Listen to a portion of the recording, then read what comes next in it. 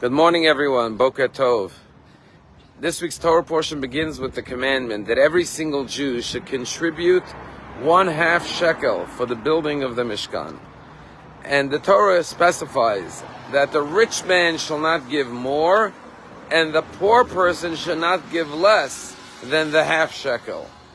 And the question is twofold. First of all, we know that in Judaism you're always supposed to use things that are complete.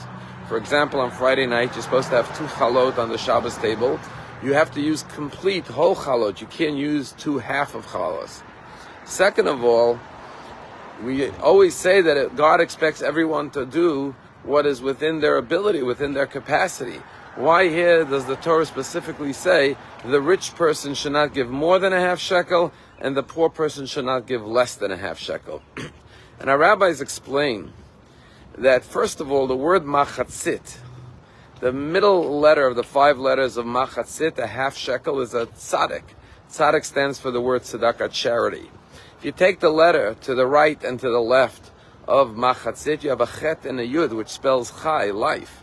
If you take the 2 outer letters, the first and last letter of the word machatzit, you have mem and taf, which spells met. And our rabbis say that those who are close to charity, to generosity, to giving, it gives them life. And those who distance themselves, the 2 far distant extreme letters of the letter tzaddik spell met, which means the opposite of life, which means life is about giving, about generosity. But we have to remember 2 things. First of all, that we are only a half. Each and every one of us is incomplete without our fellow man. We need others to be complete. No matter how wealthy you are in any regard, and you say, well, I'm independent, I'm self-sufficient, I'm self-reliant, I don't need anyone.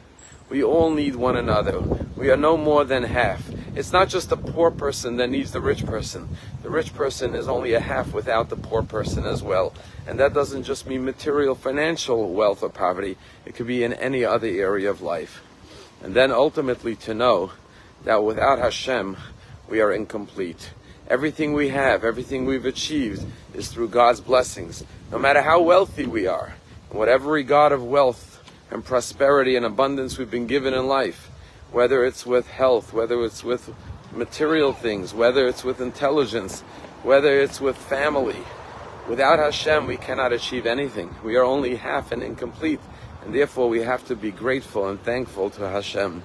I tell a story of a person who decided to go up on his rooftop to get some fresh air. After spending some time up there, he decided to go back down to his office.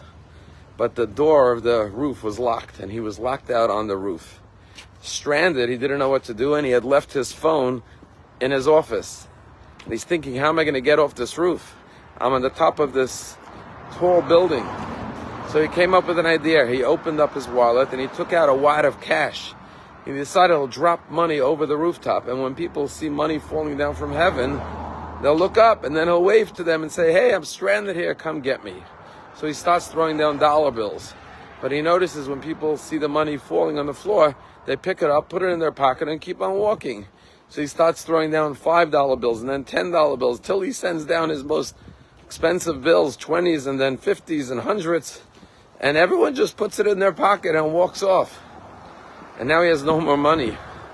He doesn't know what he's going to do. So he looks around the roof and he sees there are pebbles on the rooftop. So he starts throwing down pebbles. The pebbles start hitting people, and people start yelling and screaming, there's someone throwing pebbles, rocks down on us. They call the police. They come running up onto the rooftop. They break open the door. And he says, thank you for coming. I've been stranded here for hours. And the moral of the story is when God rains down blessings on us, unfortunately, many times, we just take the blessings, we take the abundance, the prosperity, and we put it in our pocket. We take it and walk off without looking up to say, who is the source of this blessing? Where did this come from? Thank you, Hashem. But unfortunately, when God sends down a rock, a problem, a headache, a challenge, a struggle, suddenly we look up to heaven, we look up to God. And the message of the story, of course, is don't wait for God to send down a problem for us to look up and acknowledge the source of everything in this world. When we receive those blessings, don't just put it in your pocket and walk off. Look up to heaven and say, thank you, Hashem. You are the source of all my blessings. Have a wonderful day.